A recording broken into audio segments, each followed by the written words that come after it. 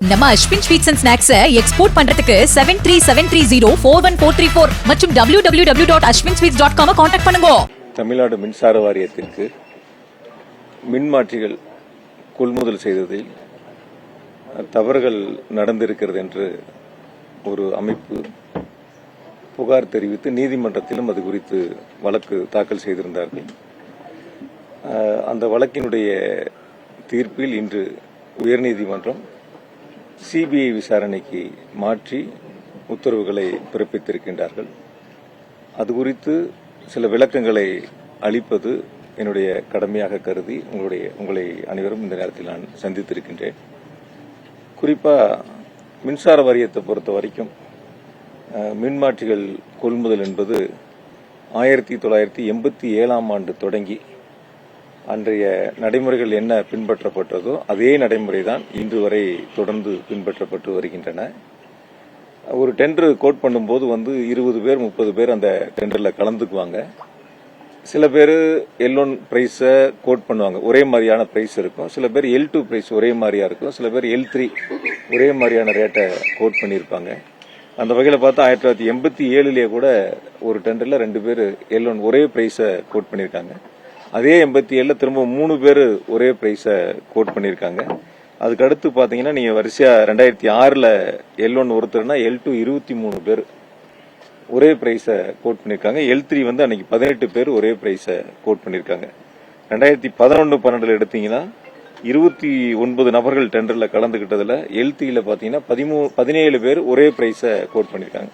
இப்படி 11-12 ஆரம்பிச்சு 13-14 13 அதே மாதிரி வரிசையா இப்ப வரைக்கும் ஒரு கிட்டத்தட்ட ஒரு 30 டெண்டருக்கு மேல போடப்பட்டதுல பாத்தீங்கன்னா 16-17 17 பேர் ஒரு டெண்டர்ல கலந்துக்கிறாங்க. அதுல 4 பேர் ஒரே பிரைஸ கோட் பண்றாங்க, 11 பேர் L2 ஒரே பிரைஸ் கோட் பண்றாங்க. அதே 16-17 ஒருத்தர் L1 L2 18 பேரு L3 6 பேரு. அதே 16-17 21 பேர் கலந்துகிட்ட டெண்டர்ல L1 ஒருத்தர் L2 ஒருத்தர் L3 17 பேரு. அதே 16-17 L1 ஒருத்தர் L2 ஒருத்தர் L3 31 பேரு. இன்னொரு 16-17 டெண்டர்ல 5 பேர் L1 29 பேர் L2. 17-18 28 பேர் கலந்துகிட்டதுல 5 பேர் L1 6 பேர் L2 ஒருத்தர் L3. 19-20 12 பேர் L1 ஒருத்தர் L2 20 பேர் L3. அதே 19-20 11 பேர் L1 ஒருத்தர் L2 ஒருத்தர் 6 பேர் L3. இன்னொரு 19-20 டெண்டர்ல 12 பேர் L1 ஒரே பிரைஸ் கோட் பண்ணது 12 பேர். இன்னொருத்தர் L2 1 L3 4. 20-21 33 பேர் கலந்துக்கிறாங்க. 11 பேர் L1 பிரைஸ் மேட்ச் பண்ணி கோட் பண்ணிருக்காங்க. 15 பேர் L2 பிரைஸ் மேட்ச் ஒரே பிரைஸ் கோட் பண்ணிருக்காங்க. L3 ஒருத்தர். இப்படி முறையா டெண்டர் போடும்போது ஒருத்தர் ஒரு கலந்துக்கிறவங்க 30 பேர் 35 பேர் 40 பேர் இருக்கும்போது குறிப்பிட்ட சிலர் L1 பிரைஸுக்கு மேட்ச் ஆகிற மாதிரி இருக்கும். சில பேர் L2 பிரைஸ் கோட் பண்ணிருப்பாங்க. சில பேர் L3 பிரைஸ கோட் பண்ணிருப்பாங்க. பொதுவா டான்ஜெட்கோ பொறுத்த வரைக்கும் என்னன்னா L1 பிரைஸை யாரு மேட்ச் பண்ணி கொடுக்குறாங்களோ அவங்களுக்கு அந்த டெண்டரை பிரிச்சு கொடுப்பாங்க. ஒருத்தரே சப்ளை பண்ண முடியாது அப்படிங்கறதுனால இது 1987 இருந்து இருக்கக்கூடிய நடைமுறை. அதை L1 மேட்ச் பண்ணி கொடுக்கறவங்களுக்கு எவ்வளவு நமக்கு டிமாண்ட் இருக்கோ அதுக்கு தகுந்த மாதிரி அவங்களுக்கு பிரிச்சு ஒர்க் ஆர்டர் கொடுப்பாங்க. இதுதான் இதுவரை இருக்கக்கூடிய நடைமுறைகள். இந்த நடைமுறைகள் தான் டான்ஜெட்கோ தொடர்ந்து பின்பற்றி வருது. இது இல்லாம இந்த டெண்டரை ஸ்க்ரூட்டினி கமிட்டி ஒன்னு இருக்கு, அதுக்கப்புறம் போர்டு கமிட்டி ஒன்னு இருக்கு, 3 கமிட்டி இருக்குதுல இந்த டெண்டரை ஃபைனல் பண்றதுக்கு சீனியர் ஆபீசர்ஸ் இருக்கக்கூடிய 3 கமிட்டிகள் தான் இந்த டெண்டரை ஃபைனல் பண்ணி இந்த ஆர்டர் கொடுக்கலாமா வேண்டாமான்னு முடிவெடுக்கிறது. அதிகாரிகள் சார்ந்த அந்த 3 குழுக்கள் தான் ஒவ்வொன்றா ஃபைனல் பண்ணி இதுக்கான உத்தரவுகளை பிறப்பிக்கிறாங்க, அவங்களுக்கான ஆர்டர் கொடுக்குறாங்க. அதனால இந்த டெண்டரை பொறுத்த வரைக்கும் டான்ஜெட்கோனுடைய இந்த மின்மாற்றி கொள்முதலை பொறுத்த வரைக்கும் கடந்த காலங்கள் என்ன நடைமுறைகள் பின்பற்றப்பட்டதோ அதே நடைமுறைகள் தான் இப்பொழுதும் தொடர்ந்து பின்பற்றப்பட்டு வருகின்றன. இடையில சில நேரங்கள் ஆட்சி மாறி இருக்கலாம், ஆட்சி மாறி இருந்தாலும் கூட அப்பொழுதும் அதே காலத்தில் இந்த நடைமுறைகள் தான் பின்பற்றப்பட்டிருக்கின்றன. ஆனா குறிப்பா அந்த ஒரு அமைப்பு தாக்கல் செய்த வழக்குல ஏதோ இப்பொழுது இந்த 4-5 ஆண்டுகளுக்குள்ள டான்ஜெட்கோல தவறு நடந்ததை போல தனியாக அதை பிரித்து எடுத்து நீதிமன்றத்திலே வழக்கை தாக்கல் செய்திருக்கின்றனர். அது குறித்து புகாரையும் கொடுத்திருக்கின்றார்கள். நீதிமன்றம் இன்று சிபிஐ விசாரணைக்கு என்று உத்தரவுகளை பிறப்பித்திருக்கின்றார்கள். ஆகையால் என்ன பொறுத்த வரைக்கும் நான் அந்த டிரான்ஜெட்கோனுடைய முதலமைச்சருடைய வழிகாட்டுதலோடு பொறுப்பு பார்த்ததுனால சொல்றேன், எந்த இடங்களிலும் டிரான்ஜெட்கோ அல்லது அரசு நிர்வாகம் இதில் எந்தவித தவறுகளுக்கும் இடமில்லை. முறையாக 3 குழுக்கள் அதை பரிசீலித்து ஒவ்வொரு டெண்டரும் இறுதி முடிவு எடுத்துதான் அதற்கான உத்தரவுகள் வழங்கப்பட்டிருக்கின்றன. எந்த இடங்களிலும் அரசுக்கோ டிரான்ஜெட்கோக்கோ ஒரு நயா பைசா கூட இழப்பு ஏற்படவில்லை என்பதை மிக தெளிவாக உங்கள் மூலமாக நான் தெரிவித்துக் கொள்கின்றேன். சார், அவங்க என்னன்னா ஒரே பிரைஸ கோட் பண்ணிருக்காங்க, எப்படி கோட் பண்ணுவாங்கிறது அவங்களுடைய கேள்வி. ஒரு பிரைஸ கோட் பண்றது வந்து நம்ம யாரும் கேள்வி கேட்க முடியாது. 40 பேர் கலந்துக்கிறாங்க, 10 பேர் ஒரு பிரைஸ கோட் பண்ணிருப்பாங்க, இன்னும் 10 பேர் L2 பிரைஸ் கோட் பண்ணிருப்பாங்க, இன்னொரு 15 பேர் வந்து L3 பிரைஸ கோட் பண்ணிருப்பாங்க. இது நம்ம அவங்ககிட்ட கொஸ்டின் கேட்க முடியாது. கடைசியா என்ன பண்றோம், நமக்கான ரேட் சூட்டபிள் ரேட் இருந்தா போர்டு வந்து என்னன்னா பிரைஸ குறைப்பாங்க. அவங்க கிட்ட கூப்பிட்டு L1 பிரைஸ கூப்பிட்டு பேசி பிரைஸ குறைப்பதற்கான முயற்சிகள் எடுப்பாங்க. அந்த பிரைஸ் குறைச்சதுக்கு அப்புறம் யாரெல்லாம் L2 L3 வந்து L1 பிரைஸ மேட்ச் பண்றாங்களோ அவங்களுக்கு அந்த ஆர்டரை பிரிச்சு கொடுப்பாங்க. இதுதான் இருக்கக்கூடிய வழக்கமான நடைமுறை. அதுல வந்து எந்த விதமான தவறுகளுக்கு இடம் இல்லை. ஒரு துளி நயா பைசா கூட டிரான்ஜெட்கோவுக்கு எந்த விதமான இழப்பும் ஏற்படல.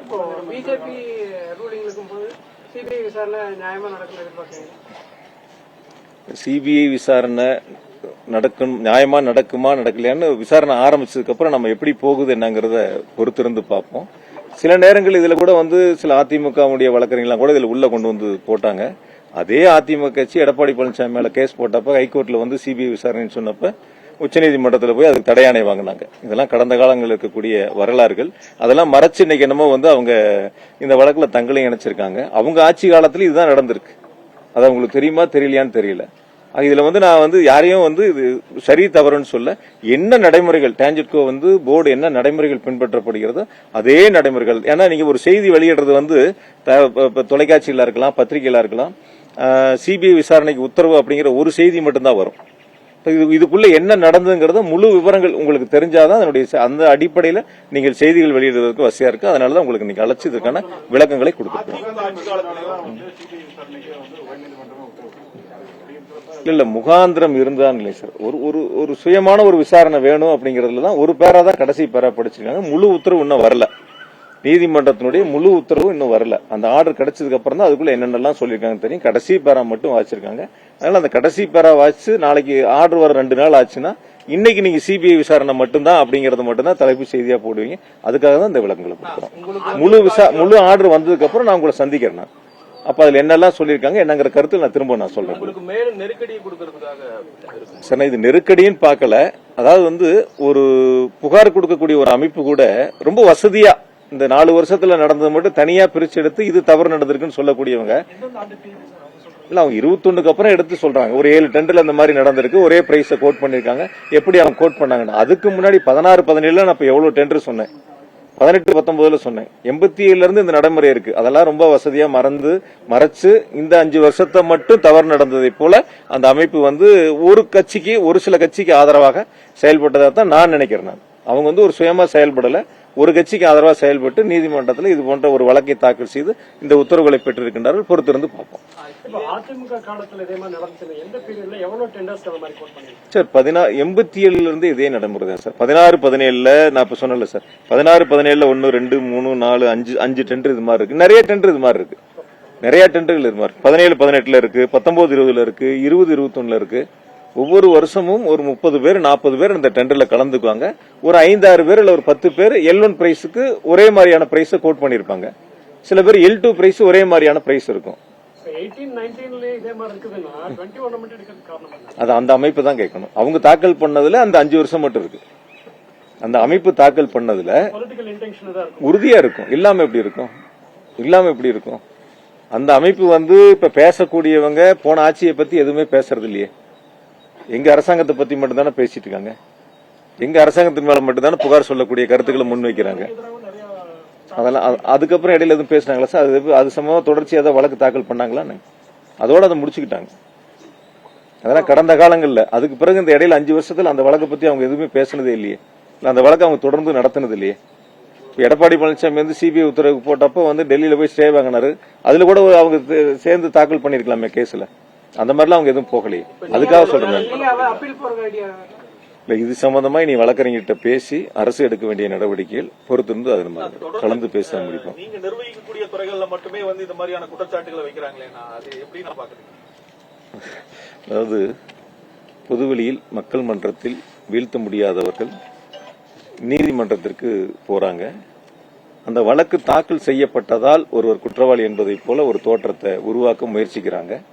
அந்த வழக்கு தாக்கல் செய்யப்பட்டவுடன் அதிமுக இருக்கட்டும், பிஜேபியா இருக்கட்டும், அவங்களுடைய நிர்வாகிகளா இருக்கட்டும், சமூக வலைதளத்திலையும் சில அவங்களுடைய பேட்டிகளையும் பார்க்கும்போது ஏதோ குற்றச்சாட்டு நிரூபிக்கப்பட்டதைப் போல அவங்களுடைய கருத்துக்களை பொதுவெளியில உங்ககிட்ட கூட செய்தியாளர் சந்திப்பில் கூட அந்த கருத்துக்களை தொடர்ந்து முன்வைக்கிறாங்க.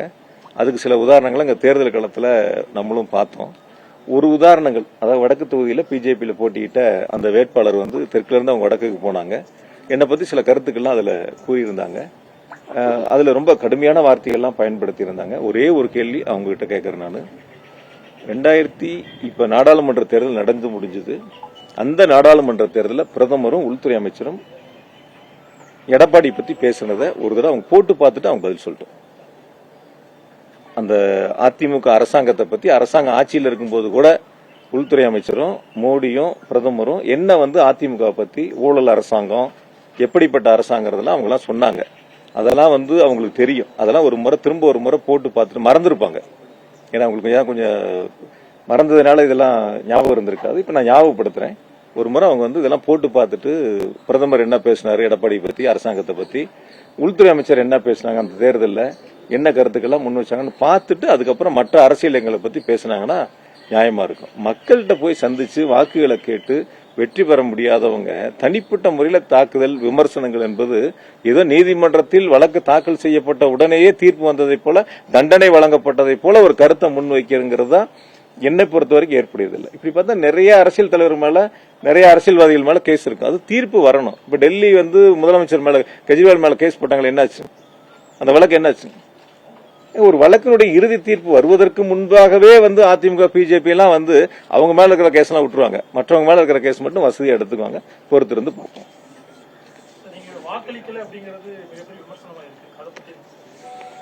சார், நான் அன்னைக்கு வந்து வாக்களிக்கணும்னு தான் நினைச்சேன். நான் 3 மணிக்கு 3:30 புறப்பட்டு நம்ம போய் அங்க வாக்களிச்சிடணும் தான் நினைச்சேன். போய் வாக்களிக்கிறது என்னுடைய கடமையா தான் நினைச்சேன். இங்க ஒவ்வொரு பூத்தா நாங்க போயிட்டு இருந்தோம். சில பூத்துக்கள்ல வந்து அதிமுகவினர் வந்து பூத்துக்குள்ளேயே இருந்தாங்க. சில பூத்துக்கள்ல பூத்துக்குள்ளேயே இருந்தாங்க. ஏஜென்ட் இல்லாதவங்களும் பூத்துக்குள்ளேயே இருந்தாங்க. அதெல்லாம் வந்து எங்களுடைய ஏஜென்ட்டுகள் வந்து சுட்டி காட்டினா கூட சில இடங்கள்ல வந்து அவங்கள வெளியேற்றுறதுக்கு முயற்சி எடுத்தா கூட அவங்க ஒரு விதமான உங்களுக்கு தெரியும் எப்படி வந்து இங்க ஒரு பிரச்சனை உருவாக்குறதுக்கு சட்டம் ஒழுங்கு வந்து எப்படி வந்து கெடுக்கணும்னு நினைச்சாங்க. எந்த மாதிரியான நடவடிக்கையில 2-3 நாட்களா கடைசியா இருந்தாங்க. போய் மறியெல்லாம் பண்ணாங்க. மாவட்ட ஆட்சியாளர்கள் மறியெல்லாம் பண்ணி தேர்தலாம் நிறுத்தணும் அப்படிங்கிற அந்த சூழலுக்கு போனாங்க. கடைசி அந்த 2 மணி நேரங்கள்ல ஒரு பரபரப்பான சூழல் இருக்கக்கூடிய அந்த காரணத்தினாலதான் நான் வாக்களிக்க போக முடியாத ஒரு சூழல் ஏற்பட்டது. ஏன்னா முழுமையா இங்க இருந்து பார்க்க வேண்டிய அவசியம் ஏற்பட்டதால் தான் நான் வாக்களிக்க போக முடியல. உள்ளபடியே நான் போகணும். 3 மணிக்கு புறப்பட்டு 5 மணிக்கு நாங்க போய் ஓட்டு போடணும்னு நினைச்சு கடைசி கட்டம் ஒரு பரபரப்பான ஒரு சூழல் ஏற்பட்டது. அந்த சூழலை தவிர்க்க வேண்டும். ஏதாவது வந்து இங்க ஒரு கடைசி 2 நாட்கள் ஏற்பட்டதை போல ஒரு பதட்டம் ஏற்பட்டுவிடக் கூடாது என்ற காரணத்தினால்தான் முழுமையாக இங்கிருந்து நான் வாக்களிப்பதை கவனிக்கக்கூடிய அந்த பணியை நான் கையில் எடுத்துக்கிறேன். வேற ஒன்றும் இல்ல சார். அதாவது நான் என்னுடைய காரணங்கள் சொல்றேன். அதாவது 2 வகைகள். நான் கேண்டிடேட் தான் சார். நான் அதாவது வந்து அங்க போய் இங்க ஒரு பதட்டம் ஏற்படணுமா இல்ல அங்க போகணுமா நான் முடிவு எடுக்கணும். அது என்னுடைய உரிமை. அது நீங்க சொல்ல வேண்டியது என்னுடைய உரிமை. அது நீங்க உங்களுக்கு ஒரு கடமை இருக்கிற மாதிரி எனக்கு ஒரு கடமை இருக்கு. வாக்களிப்பதும் கடமை. என்னுடைய தொகுதியில நான் போட்டியிடக்கூடிய தொகுதியில எந்த பதட்டமும் ஏற்பட்டு விடக்கூடாது. அது சுமூகமா தேர்தல் நடத்தணுங்கிறது என்னுடைய கடமை. 2 என்னுடைய கடமை தான். அந்த 2 கடமைகள்ல நான் புறப்படக்கூடிய சூழலை இங்க ஒரு பதட்டம் ஏற்பட்டது. அந்த பதட்டத்தை தவிர்க்க வேண்டும், தணிக்க வேண்டும்ங்கிறதுக்காக இங்க இருந்து நான் அந்த களப்பணியில பார்த்தேன். அதுல ஒண்ணு மாற்று கருத்து இல்ல. வெளியூர்காரங்க உங்களை ஈஸியா அப்ரோச் பண்ண முடியாதுங்கிறது அவங்க பிரதானமா சொன்னாங்க. இனி அதை மாத்திரக்கு என்ன? தொகுதியில தானே இருக்கேன். தொகுதிக்குள்ள தானே சார் இருக்கேன். வெளியூர்கார் தானே சார் இங்க 4 வருஷமா வேலை பார்த்தோம். வெளியூர்கார் தானே சார் இங்க 4 வருஷமா வந்து வேலை பார்த்தோம். வெளியூருக்கார தானே எல்லா திட்டங்களுக்கும் அடிக்கல் நாட்டுறதுக்கு முதலமைச்சரோட நிகழ்ச்சியில கலந்துகிட்டது. ரோடு ஒவ்வொரு ரோடா சந்து சந்தா போய் நீங்க எல்லாம் என்னோட தானே சார் வந்தீங்க. 4 வருஷமா இங்க தானே சார் உட்காந்து ரோடு வேலை ஆரம்பிக்கிறது, சாக்கடை வேலை ஆரம்பிக்கிறதுல இருந்து இது சுகாதார மையம் ஆரம்பிக்கிறதுல இருந்து எல்லா வேலையும் ஒன்னா தானே போய் பார்த்தோம். எல்லாரும் ஒன்னா தானே பார்த்தோம். என்ன ஏத்து என்ன வேட்பாளர் இருக்காருல அதிமுக, அவர் எந்த ஊர் சொல்லுங்க. அவருடைய பர்த் சர்டிபிகேட் எந்த ஊருக்கு சொல்லுங்க. அவர் எந்த ஊர் சார்? அவர் என்ன 20 வருஷத்துக்கு முன்னாடி வந்தார் சார். நான் ஒரு 5 வருஷம் லேட்டா வந்திருக்கேன் சார். அவ்வளவுதான் சார். வேற ஒண்ணு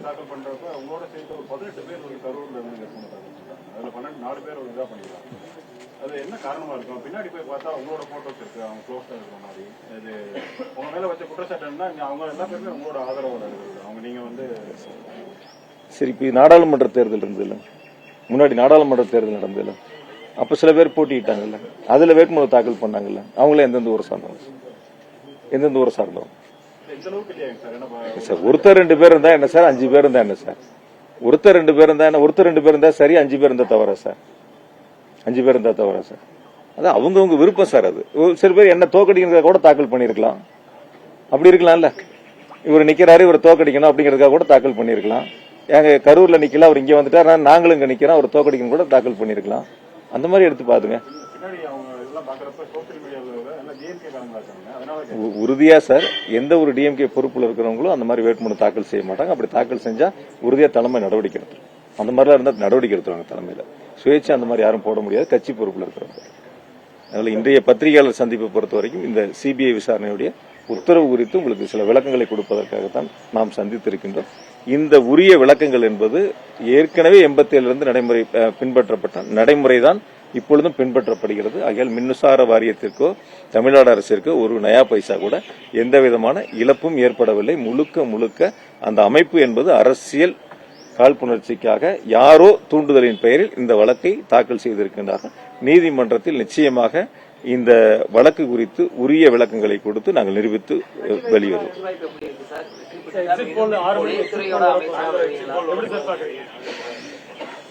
உறுதியா சொல்றேன், தமிழ்நாட்டில் 2வது முறையாக மாண்புமிகு தளபதி அவர்கள் முதலமைச்சராக ஆட்சி பொறுப்பை ஏற்பார்கள்.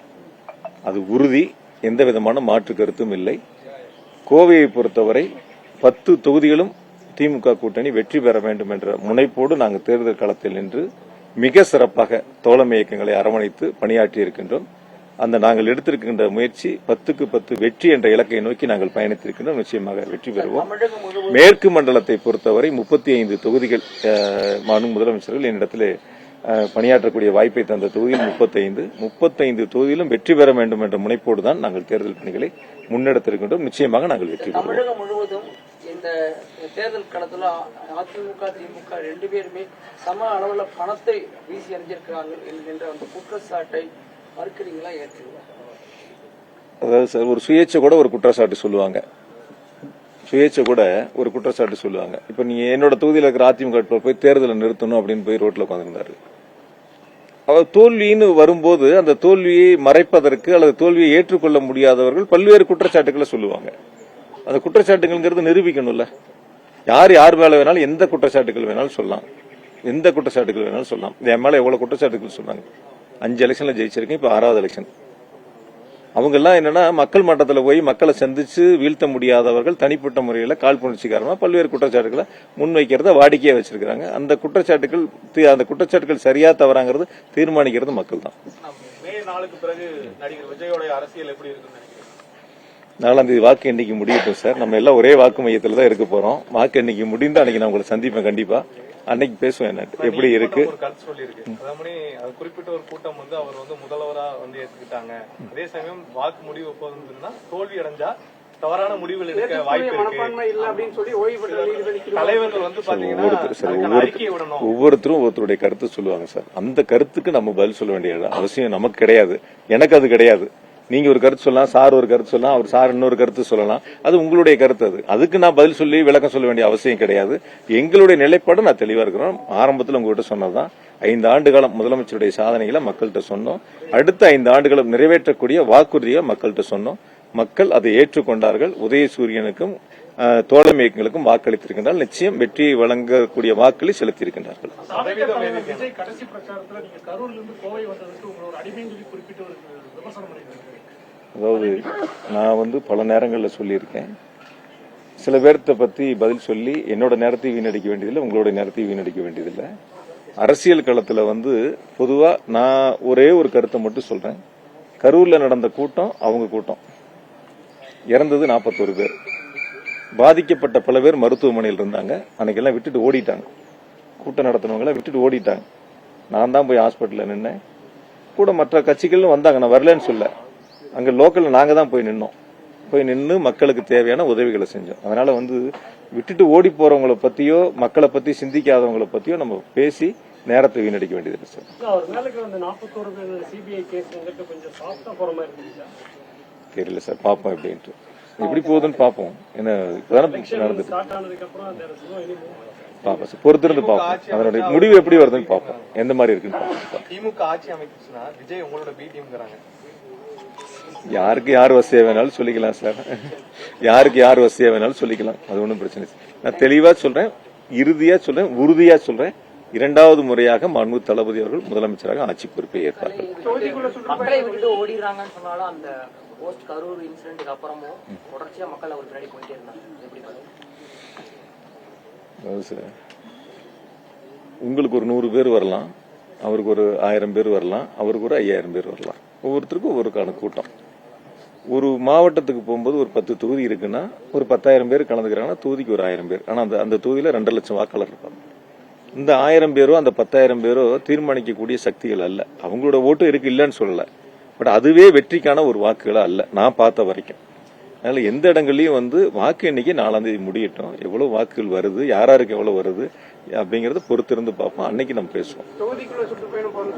ஒண்ணு மட்டும் நான் உங்களுக்கு ரொம்ப தெளிவா சொல்லிடுறேன். அன்னைக்கே சொன்னேன், நான் பலமுறை அன்னைக்கு ஒரு பேட்டியில கூட சொன்னேன். சில தொலைக்காட்சிகள் என்னன்னா கேட்டுக்கிட்டே நிக்கிறாங்க, கேட்டை திறக்கிறது ஒரு லைவு, காரு ரோட்ல எம்டியா போறது ஒரு லைவு, ஏர்போர்ட்டுக்கு வர்றது ஒரு லைவு. எந்த இடமே எனக்கு தெரிஞ்சு இப்படி ஒரு அரசியல் கட்சியினுடைய தலைவர்களுக்கு பொதுவா முதலமைச்சர், பிரதமர், எதிர்கட்சி தலைவர்லாம் பேசும்போது ஒரு லைவ் காட்டுவாங்க, அல்லது அந்த கூட்டம் இருக்கிற இடத்துல ஒரு லைவ் காட்டுவாங்க. இப்போ ரோட் ஷோ வந்து ஆரம்பிக்கிறாங்கன்னா அந்த ஆரம்பிக்கிற இடங்கள்ல இருந்து ஒரு லைவ் போடுவாங்க, கூட்டம் முடிகிற வரைக்கும் அந்த லைவ் இருக்கும். சில நேரங்கள் நானே நிறைய தொலைக்காட்சிகள்ல வந்து பார்க்கும்போது வெறும் கேட்டை திறக்கிற மாதிரி ஒரு லைவ், அதுக்கடுத்து காருக்கு கண்ணாடி முழுசா சாத்தி இருக்கு, உள்ள பூரா கருப்பு ஸ்டிக்கர் ஒட்டி இருக்கு, இருக்காங்களா இல்லையானே தெரியல, கார் எம்டியா இல்ல டிரைவர் இருக்காரா இல்ல அதுவே வந்து ஆட்டோமேட்டிக் காரான்னு தெரியல. அது ஒரு லைவ். ரோட்ல முன்னாடி ஒரு வண்டி லைவ் வண்டி போட்டு பின்னாடி போற காருக்கு ஒரு லைவ். எனக்கு தெரிஞ்சு கொஞ்சம், அதாவது என்ன சார், நம்ம தான் சார், நம்ம யாருங்கிறத எப்படிங்கறத நம்ம தான் தீர்மானிக்கணும். நம்ம அந்த இடத்துல இருக்கோம், எது சரியா இருக்கும் தவறா இருக்குங்கிறத பார்க்கணும். ஒரு பேசக்கூடிய இடங்கள்ல, ஒரு கிரௌடு பப்ளிக் கிரௌடு இருக்கிற இடங்கள்ல லைவ் காட்டுறங்கிறது வேற. பொதுவா சொல்ல வரக்கூடிய நாட்கள்ல யாருக்கா இருந்தாலும் சரி, யாரையும் நான் தனிப்பட்ட முறையில் இன்னாருன்னு சொல்லல, யாருக்கா இருந்தாலும் சரி நம்ம அந்த இடங்கள்ல சரியா செய்யணுங்கிறது என்னுடைய கருத்து. அவ்வளவுதான். உங்களுக்கு பிடிச்சா நீங்க போறீங்க, எனக்கு பிடிச்சா நான் போறேன், சாருக்கு பிடிச்சா சார் போறாரு, விடுங்க. ஆமாங்க, உறுதியா பண்ணிருக்கேன். அடுத்த கட்டத்துக்கு எல்லாம் ரெடி ஆயிட்டேன். 11 வார்டுக்கும் 11 ஆபீஸ் போட போறோம், இடம் பார்த்துட்டு இருக்கோம். ஒரு வார்டுக்கு ஒரு ஆபீஸ் போட போறோம், ஒவ்வொரு வார்டுலயும் ஒரு எம்எல்ஏ ஆபீஸ் இருக்கும்.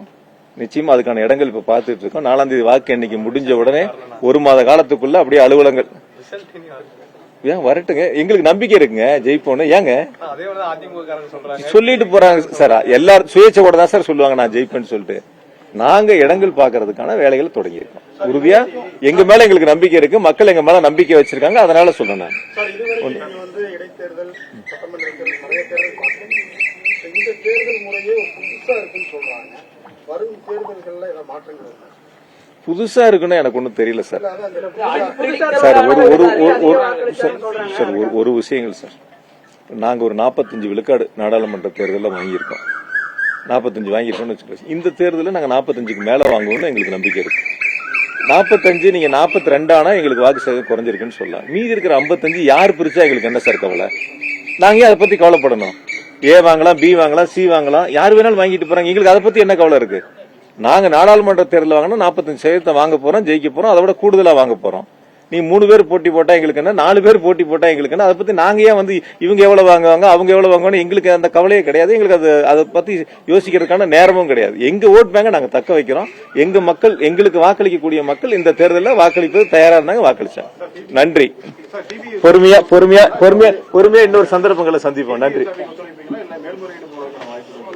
இல்ல அது சம்பந்தமா எந்த முடிவும் இப்ப எடுக்கல. வழக்கறிஞர்கிட்ட பேசிட்டு அப்புறம் முடிவு எடுப்போம். ஏன்னா இப்ப இன்னைக்கு காலையில தான் வந்திருக்கு. இன்னும் முழு ஆர்டர் வரணும் சார். அது அவருடைய நீதிமன்றத்தினுடைய முழு ஆர்டர் வந்த பிறகு அதை படிச்சுட்டு அதுக்கப்புறம் தான் அது சம்பந்தமா முடிவு எடுப்போம். நன்றி. நம்ம Ashwin sweets and snacks export பண்றதுக்கு 7373041434 மற்றும் www.ashwinsweets.com கான்டாக்ட் பண்ணுங்க. பிளே ஸ்டோர் மற்றும் ஆப் ஸ்டோரில் இருந்து பாலிமர் செயலியை QR கோடு மூலம் பதிவிறக்கம் செய்யுங்கள். செய்திகளை உடனுக்குடன் பெறுங்கள்.